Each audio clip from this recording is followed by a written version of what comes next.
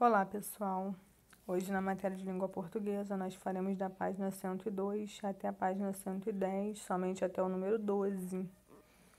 O assunto de hoje é acentuação gráfica, mas para a gente melhor entender a acentuação gráfica, a gente vai rever os encontros vocálicos e a separação silábica. Aí está pedindo para a gente lembrar esses encontros para lermos em voz alta as palavras sair e dói. Quando a gente lê a palavra sair, o ir, por representar o som mais forte, ele é considerado uma vogal. Já na palavra dói, o i representa o som mais fraco e por isso ele é uma semivogal. Nesse caso, a vogal é o o, porque está representando o som mais forte. Então, quando a gente tiver uma palavra e a gente quiser descobrir se temos nessa palavra vogal ou semivogal, a gente vai descobrir isso através da pronúncia. Som mais forte, vogal. Som menos forte, né, mais fraco, semivogal.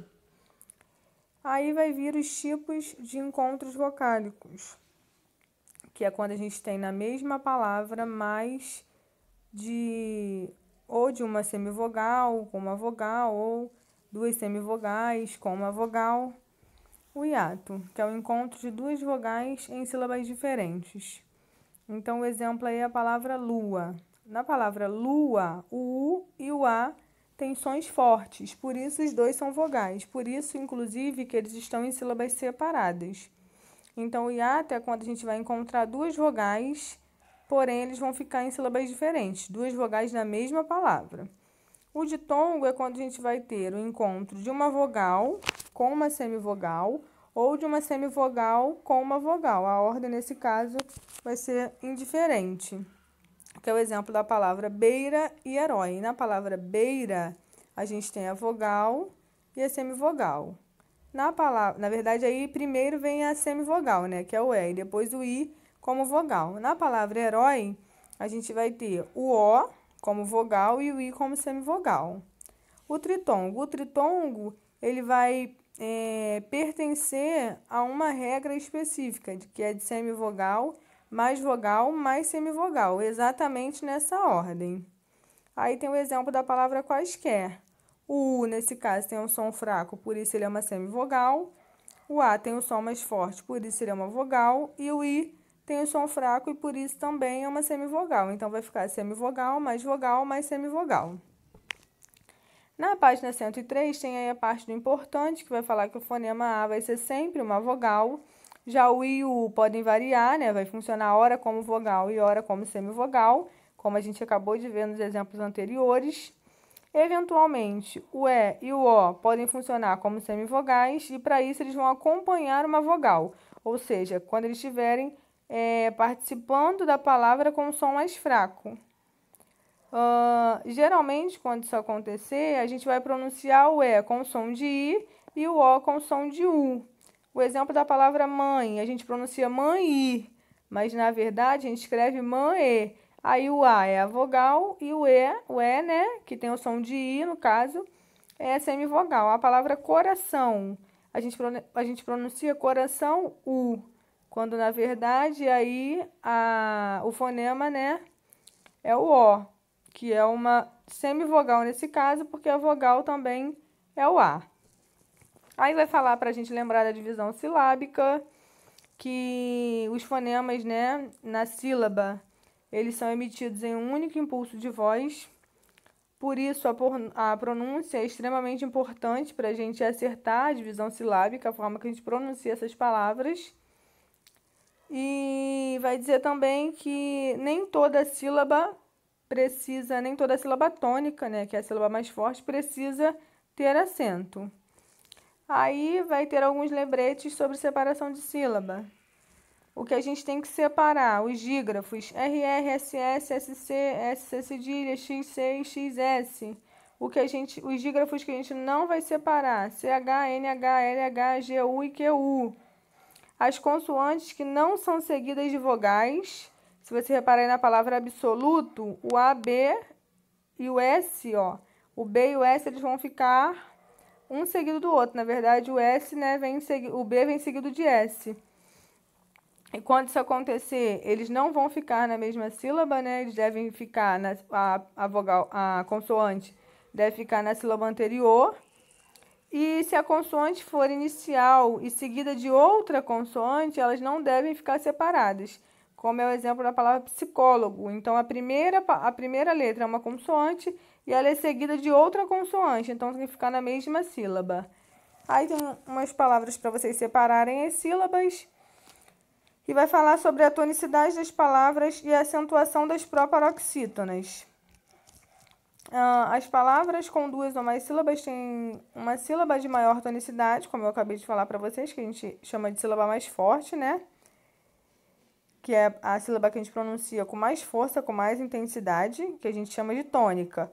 E as outras sílabas que tem na mesma palavra e que não é a sílaba tônica, a gente classifica como sílabas átonas. Na palavra, por exemplo, aí, maravilhosa, a gente sabe que o lhó é o mais forte, maravilhosa.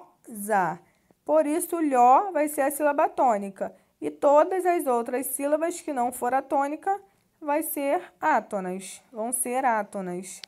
Na página 104, vai dizer que de acordo com a posição que essa sílaba tônica se encontrar na palavra, elas vão receber classificações.